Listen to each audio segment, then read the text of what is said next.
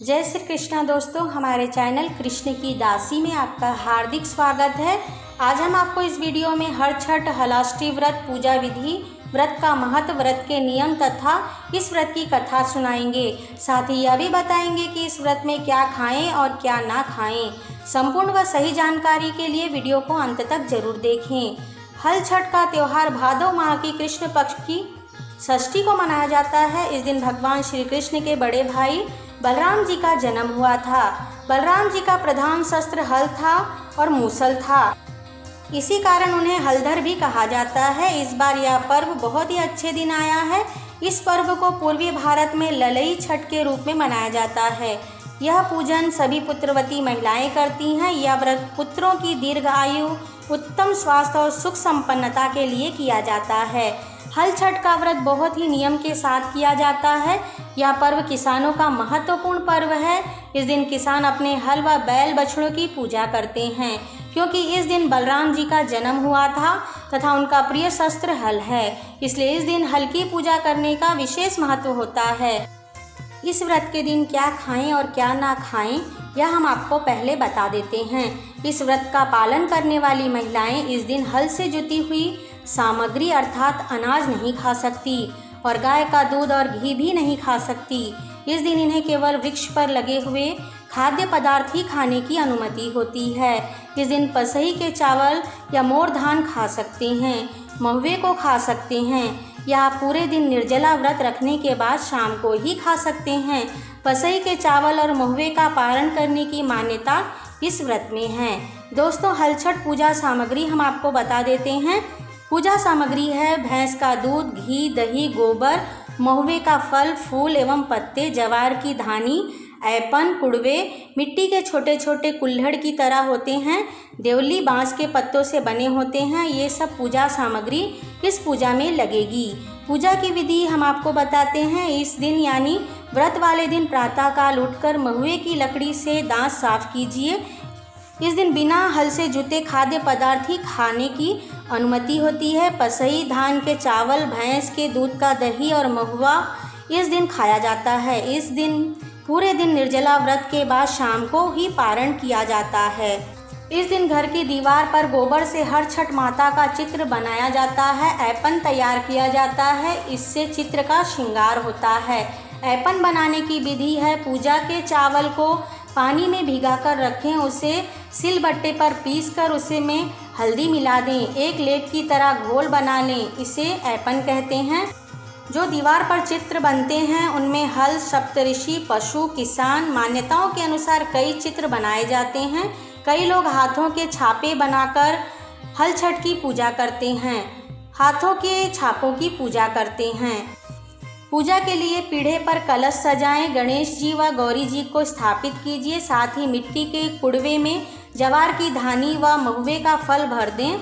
एक मटके में देवली छेवली को रख दें। सबसे पहले कलश की पूजा करें, इसके बाद गणेश जी व माता गौरी की पूजा की जाती है, फिर हर छठ माता की पूजा की जाती है। इसके बाद कुड़वे व मटकी की पूजा की जाती है। पूजा के बाद आप हर छठ माता की कथा पढ़ें। कथा पढ़ने के बाद माता की आरती कीजिए। इसके बाद वहीं पर बैठकर महुए के पत्ते पर महुए का फल खाकर उसे भैंस के दूध से बने दही के साथ खाते हैं। पूजा के बाद व्रत पूरा करने के बाद भोजन में पसही का धान का चावल, भैंस के दूध से बनी वस्तुओं यानी खाद्य पदार्थ का सेवन आप कर सकते हैं। हमारे हिंदू धर्म में ऐसी मान्यता है कि जब बच्चा पैदा होता है तब से लेकर 6 माह तक छठी माता बच्चे की देखभाल करती हैं, उसे हंसाती हैं, उसका पूरा ध्यान रखती हैं। इसलिए बच्चे के जन्म के 6 दिन बाद छठी की पूजा की जाती है। हर छठ माता को बच्चे की रक्षा करने वाली माता भी कहा जाता है। इस प्रकार से हर छठ की पूजा विधि है। हर छठ या ललही छठ की पूजा विधि कई प्रांतों में अलग अलग तरह से भी की जाती है। आप अपने परिवार में बड़े, सास व माता द्वारा बताए गए विधि से भी यह पूजा कर सकती हैं। आइए हम आपको हल छठ व्रत कथा भी सुना देते हैं। इस कथा को आप पूरा सुने, इससे आपको लाभ होगा, आपके बच्चे की आयु बढ़ेगी और उसका स्वास्थ्य अच्छा रहेगा। कथा इस प्रकार से है। प्राचीन काल में एक ग्वालिन थी, उसका प्रसव काल अत्यंत निकट था। एक ओर वह प्रसव पीड़ा से व्याकुल थी तो दूसरी ओर उसका मन दूध दही यानी गोरस बेचने में लगा हुआ था। उसने सोचा कि यदि प्रसव हो गया तो गोरस यूं ही पड़ा रह जाएगा। यह सोचकर उसने दूध दही के घड़े को सिर पर रखे और गोरस बेचने के लिए चल दी। किंतु कुछ दूर पहुंचने पर उसे असहनीय प्रसव पीड़ा हुई। वह एक झरबेरी की ओट में चली गई और वहां एक बच्चे को जन्म दिया। वह बच्चे को वहीं छोड़कर पास के गांव में दूध दही बेचने वहां से चली गई। संयोग से उस दिन हल षष्ठी थी। गाय भैंस के मिश्रित दूध को केवल भैंस का दूध बताकर उसने सीधे साधे गांव वालों में बेच दिया। उधर जिस झरबेरी के नीचे उसने बच्चे को छोड़ा था उसके समीप ही खेत में एक किसान हल जोत रहा था। अचानक उसके बैल भड़क उठे और हल का फल शरीर में घुसने से वह बालक मर गया। इस घटना से किसान बहुत दुखी हुआ, फिर भी उसने हिम्मत और धैर्य से काम लिया। उसने झरबेरी के कांटों से ही बच्चे के चिरे हुए पेट में टाके लगाए और उसे वहीं छोड़कर चला गया।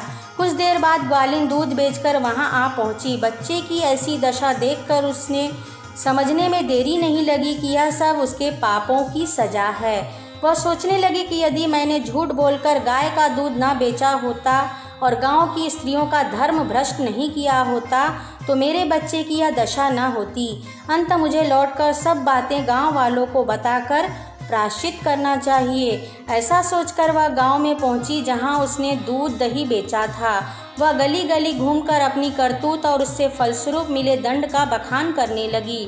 तब स्त्रियों ने स्वधर्म रक्षार्थ और उस पर रहम खाकर उसे क्षमा कर दिया और आशीर्वाद दिया।